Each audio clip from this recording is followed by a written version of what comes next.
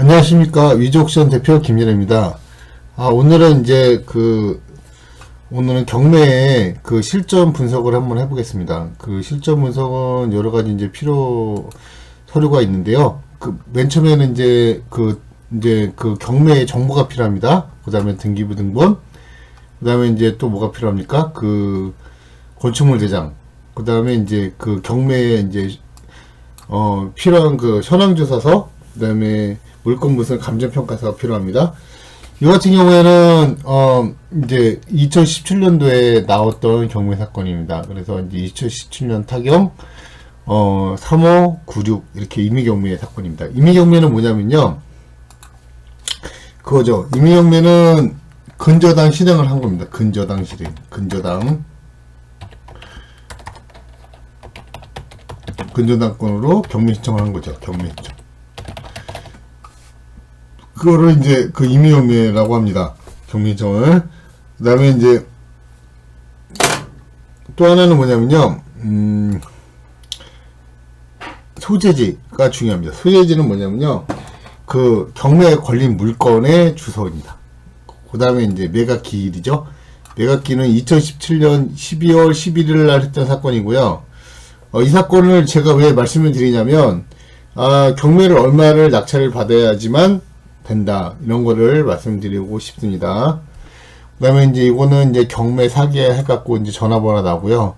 그 다음에 이제 용도는 아파트입니다. 근데 이제 대당 용도라고 나옵니다. 그러니까 예를 들어서 공부상 이제 용도는 아파트가 나왔지만 대당 용도가 만약에 빌라라고 나오면 빌라형 아파트가 되는 거거든요. 그러니까 5층, 그러니까 나홀로 아파트 이렇게 되거든요. 그래서 돈이 있느냐 돈이 없느냐거든요. 이거 같은 경우는 나홀로 아파트입니다. 나홀로 아파트요. 그 다음에 이제 대지권이 있어요. 대지권이 뭐냐면 이제 빌라가 이제 소유하고 있는 땅 나오죠? 13평이라고 됩니다. 그 다음에 전유면이 뭐냐면요, 실평수를 얘기합니다. 전유면이 45평. 그러니까 실제 면적을, 그러니까 실제에 거주하고 있는 면적입니다. 그게 45평. 큰 거죠. 예, 큰 거죠. 그 다음에 이제 채권자는 누굽니까? 장현이라고 나오죠. 이건 뭡니까? 뭐라고 나옵니까? 은행이 아니죠. 개인이죠. 개인 채권자. 이렇게 나오죠. 채무자 이렇게 나오시고요. 그 다음에 이제 소유자 이렇게 나오고요. 자, 그러면 이제 소유자, 그러니까 뭐라 그러죠? 채무자 겸 소유자는 2명입니다. 2명. 1명이 아니죠. 이렇게 2명 이상 이렇게 나온 거죠. 근데 매각대에서는 토지하고 건물을 매각했다, 이렇게 나오죠. 그 다음 배당 종기일이라고 나옵니다. 배당 종기일은 뭐냐면은 2017년 6월 16일까지 배당 신고를 안 하면 임차인은 배당받을 수가 없습니다. 첫째로 임차인은 배당받을 수가 없다. 그 다음에 또 뭐가 있죠? 근저당권자는 배당 신고를 안 해도 배당받을 수 있다. 그 다음에 이제 임의 경매 청구권자도 배당받을 수 있다, 이거죠. 자, 그러면 뭡니까? 은행이 아니죠. 그러니까 뭐예요? 근저당권자가 은행이 아니고, 그 다음에 이제 경매 청구가도 은행이 아닙니다. 그러면은 배당받을 수 있다, 이렇게 됩니다. 그 다음에 우리가 제일 먼저 이제 중요한 게 뭐냐면요, 낙찰가를 선정하는 겁니다. 그러니까 낙찰가가 얼마냐, 그게 제일 중요합니다. 근데 예를 들어서 이제 최저 경매가, 그러니까 첫 회가 나온 게 5억입니다. 이 아파트가 5억이 나왔는데 2차에 유찰이 됐어요. 아무도 안 붙어갖고 4억이 됐습니다. 그럼 뭡니까? 4억이 됐다는 건 뭐냐면은 80% 유찰을 됐다는 얘기입니다. 그러니까 예를 들어서 5억, 그 다음에 곱하기 80%. 90%네요. 80%를 하시면 얼마가 나옵니까? 5억, 58에 40, 4억이 나오죠. 그러면 그 밑에 또 뭐라고, 그 다음에 이제 이게 4억 다음에가 뭡니까? 4억 다음에 또 곱하시면 됩니다. 뭐라고 되냐면요, 4억 곱하기 또 80% 해보시면 돼요. 하시면, 그 다음 다음 차는 몇입니까? 48, 32, 3억 2천입니다.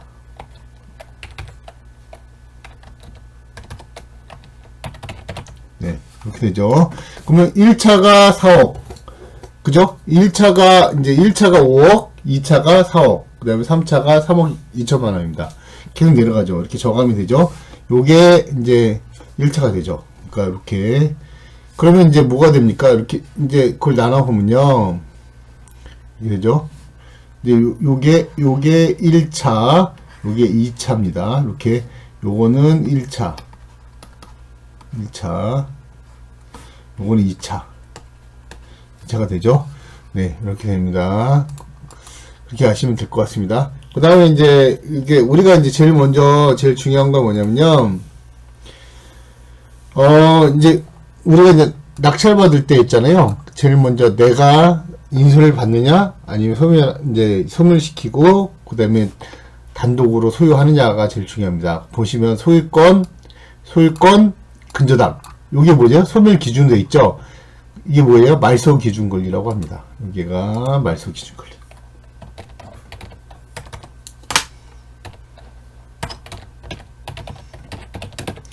그러면 요 밑으로, 이제 말소 기준 권리 밑으로는요, 다 소멸하는 거예요. 밑으로는 다 소멸한다. 보시면 됩니다. 이렇게 보시면 다 소멸. 그쵸? 여기 소멸. 어떻게 돼요? 여기는 소멸한다. 네, 소멸합니다. 그러면은 어떻게 돼요? 말소 기준 밑으로는 다 소멸하니까 임의용에 소멸합니다. 그 다음에 소유권 소멸하죠. 그러면 이제 낙찰자가 이제 다 잊어맞습니다. 아무것도 남긴 적 없어요. 그 다음에 근데 임차인이 문제입니다. 임차인에 보시면 임차인 나오죠? 임차인이 있는데 임차인도 뭐라고 됩니까? 임차인도 없음 나오죠. 없음. 대항력 없죠? 그럼 어떻게 다 소멸입니다. 그러면 이제 그 배당을 받습니다. 배당을 이제 일부 배당을 받고 소멸. 그죠? 여기 보면은 이제 배당금 2,500, 미배당 3,500, 소멸 예상. 딱 끝나버리죠. 그렇게 되죠. 보증금 합계 6,000 이렇게 되잖아요. 그렇게 이제 이런 것들이 중요합니다. 그래서 권리 분석은 항상 내가 이전될 게 있느냐 없느냐인데요. 근저당을 비교해서요. 되게 쉬운 건 뭐냐면요. 근저당 2011년 12월 16일 기준에서 보시죠. 요게 제일 먼저 앞서죠. 그는 2011년 어떻게 돼요? 근저당 2011년 12월 16일 날 이후로 이 임차인이 돼 있다 그러면 무조건 다 소멸이에요. 그러니까 낙찰자를 이전받을 수가 없고요. 그 다음에 경매기에서 알아서 합니다. 배당을 타가든 못하든 명도 대상입니다. 뭔지 알죠? 인도명령 신청하면 되고요. 이 같은 경우에는 낙찰이 4억 5,300이 됐습니다. 그러니까는 5억의 감정가인데 4억 5,300이 됐거든요. 그러면은 이제 이거 같은 경우는 뭘 조사했겠습니까? 그거는 현실에 이제 가서 이제 임장조사를 한 거죠. 이분은 한 거죠. 그럼 한번 보겠습니다. 어떻게 임장조사를 하느냐? 그거는 이제 다음 페이지에 나옵니다. 보시면 이제 이렇게 나오죠. 맨 처음에 이렇게 나오죠. 일단은 여기 임차인이 있어요. 임차인이 이제 2명으로 나옵니다. 임차인 2명이에요. 근데 한 명 2층에 방 1칸. 그죠? 방 3칸, 2층에 방 2칸. 총 방이 5칸이라는 거예요. 이게. 근데 하나는 뭐예요? 전세가 6천. 그 다음 하나는 전세가 3억. 그러니까 전세가 3,500입니다. 근데 이해가 안 가죠. 어떻게, 이제 한 아파트에 방이 5개인데 둘이 거주하고 있었다. 이렇게 돼가고 있습니다. 그럼 이제 다시 따져보겠습니다. 그럼 여기 이제 보시면, 여기 보시죠? 전유 부분의 건물의 표시. 이렇게 나오죠? 151.44. 151.44를요, 제일 쉽게 하는 방법은요, 이겁니다. 어떻게 하냐면은, 151.44 곱하기 0.3025를 하시면요, 평수가 나옵니다. 평수. 한번 계산해 볼까요? 계산해 볼게요. 자, 계산해 보시면요. 계산기를 여세요. 일단 컴퓨터 계산기를 여시고요. 여시고, 그 다음에 151점이, 이거 점이에요, 점. 이거는 점입니다. 이거는 저거 아니에요. 151점이잖아요. 151.44에요. 151.44 곱하기 0.3025를 하시면요. 45평이라는 얘기, 45.8평입니다. 실평수. 그러니까는 이거는요, 부정평수가 아니에요. 45.8평, 이렇게 됩니다. 실평수를 얘기하는 거죠. 45.8평이다. 이렇게 계산하시면 됩니다. 쉽죠? 예, 쉽습니다. 예, 예. 그 다음에, 이제 다음 페이지를 가겠습니다. 다음 페이지 가시면, 또 나오죠? 이제, 법리가 나오잖아요? 법리가 뭐냐면요. 소유권이다. 그러면 뭐예요? 딱 세 가지 생각하시면 됩니다. 사용수익 처분. 이렇게 생각합니다. 소유권은 사용수익 처분할 권리가 있다. 그거는 뭡니까? 민법 211조. 자, 소유권, 사용수익 처분 할 수 있는 권리다. 이렇게 생각하시면 되고요. 점유권은 뭐다? 민법 192조. 소유권의 유무는 상관없이 특정 물건을 사실상 지배함으로써 갖는 권리다. 이렇게 생각하시면 됩니다. 이렇게. 자, 그러면 이제, 점유권이 있다. 그럼 뭐예요? 임대차를 생각하시면 됩니다. 임대차 계약을 맺고, 이제 임차인은 임대인의 소유의 뭐예요? 건물을 점유할 수 있다는 거죠. 예를 들어서 2년간 임대차 계약을 맺으면 2년간 점유할 수 있는 권리라고 생각하시면 됩니다. 예를 들어서 값의 부동산의 임대차에 의해 의뢰에 빌려진 경우에 임차인은 그 물건의 점유권을 가지게 됩니다. 요게 민법 192조입니다. 자, 지상권입니다. 민법 제 279조입니다. 지상권은 타인의 토지 위에 건물 또 기타 공작물이나 수목을 소유하기 위하여 그 토지를 사용할 수 있는 권리입니다. 그럼 뭐냐? 지역권, 전세권과 더불어 용익물권에 속합니다. 그러니까 용익 뭐예요? 용익물권이라고 하는 건 뭐냐면요. 용익물권이란 뭐냐면요. 자, 맨 처음에요. 사용 플러스 뭐예요? 수익. 그죠? 그 뭐예요? 용익이죠. 네. 용익이 됩니다. 그래서 용익 이렇게 한번 볼까요? 용익 이렇게 되죠? 예, 용익 물건이 됩니다. 사용할 수 있고 수익할 수 있는 물건이다. 이렇게 말씀드릴 수 있습니다. 그 다음에 또 이제 지상권의 설정 기간 동안에는 지상권을 얘기하는 거거든요. 지상권 뭐냐? 타인의 소지 이후에 사용할 수 있는 권리입니다. 근데 설정 기간 동안에 설정자는 그 토지에 배타적으로 사용할 수 있는 권리가 있다. 그렇게 보시면 되고요. 토지 소유자는 별도 약정에 의해서 지료를 지불해야 된다. 뭐예요? 지료를 지불하지 않으면 뭐예요? 지상권을 소멸할 수 있는 권리가 있죠. 네, 지료를 지불해야 된다. 네. 그 다음에 당사자간 계약에 의해서 성립되는 경우와 달리 법률이고 일정한 요건을 갖추면 뭐예요? 당사자 의사 상관없이 지상권이 되는 게 있습니다. 그걸 뭐라고 하냐? 법정 지상권 합니다. 법정 지상권. 자, 법정이라는 말은 뭐냐면요. 법정, 등기가 안 된 지상권입니다. 자, 법정 지상권, 등기가 안 된 지상권입니다. 그러니까, 등기를 안 한 지상권이에요. 근데 지상권이 됐어요. 그걸 법정 지상권 합니다. 근데 정의상에서 법진상에 나오면은, 그러니까 법진상가 성립을 하느냐 안 하느냐에 따라서 어떻게 돼요? 수익률이 완전히 감소하거나 증가하겠죠? 그러니까 법정 지상권은 뭐예요? 그야말로, 이제 물건에 따라서 이제 해당될 수도 있고 안 될 수도 있다는 거잖아요. 그래서 법정 지상권은 첫 번째는 뭡니까? 첫 번째, 이겁니다. 한번 볼까요? 여기서 이제 제가 한번 창을 한번 열어보겠습니다. 잠깐, 제가 이제 깨끗한 걸로 한번 열어볼게요. 자, 열었습니다. 그 다음에 이제 한번 제가 글씨를 써보겠습니다. 자, 법정 지상권은요,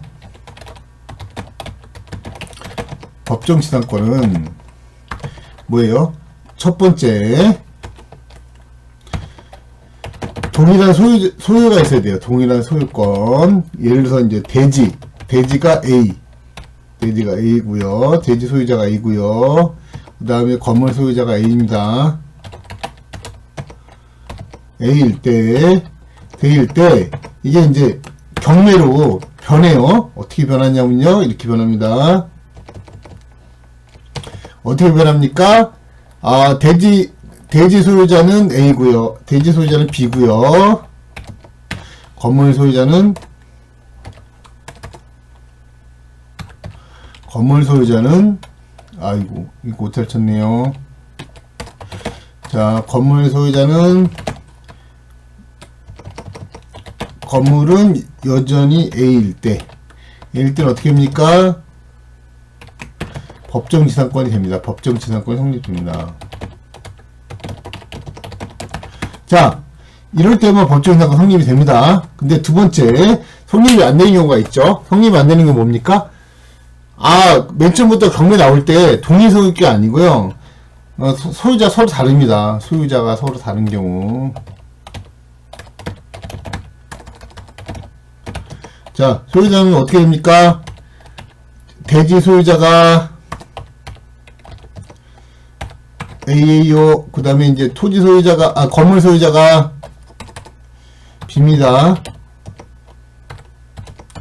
이럴 때, 이제 경매가 나왔어요. 경매가 나왔는데, 근데 어떻게 변했냐? 이거죠. 자, 대지 소유자가 C입니다. 그 다음에 건물 소유자가 B입니다. 이럴 때에는 어떻게 됩니까? 법정지상권 성립이 안 됩니다.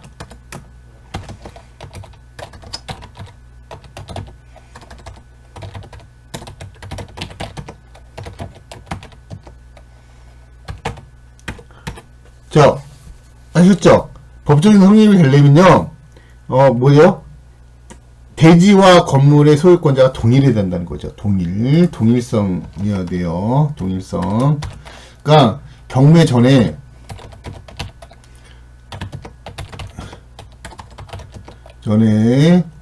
건물과, 그러니까 대지와 건물이 동일해야 된다. 근데 안 되는 경우는 뭡니까? 안 되는 경우는 뭐예요? 뭐 경매나 매매 전에 대지와 건물 소유자가 동일하지 않는 경우입니다.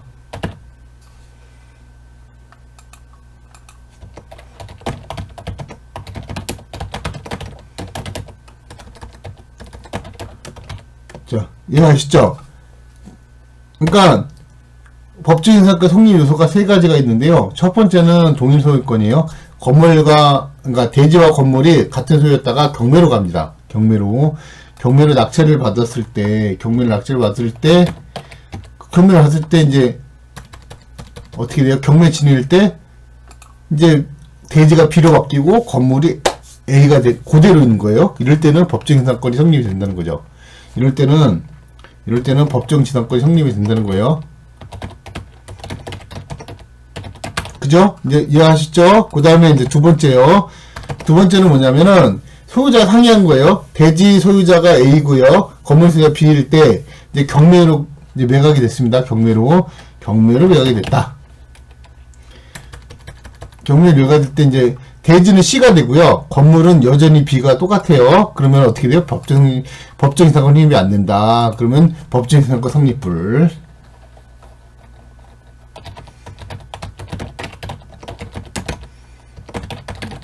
안 되죠. 그 다음에 세 번째가 있습니다. 세 번째는 뭡니까?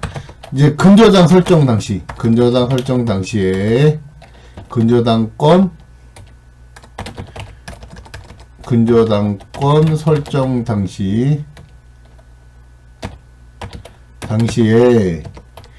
이제 어떻게 돼요? 근저당 설정 당시에 대지는 A고요.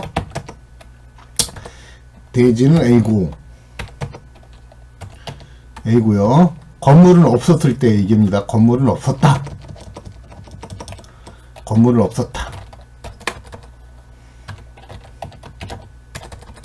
건물이 지어지지 않았다.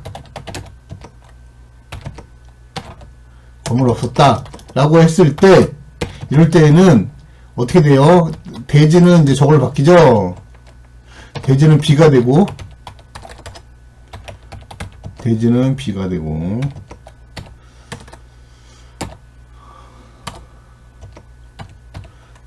됐습니다. 이거는 건물 X는 없다는 뜻이에요. 그 다음에 건물은 C가 됩니다. 이럴 때는 법정지상권이 안 된다. 이럴 때는 법정지상권이 성립이 안 된다.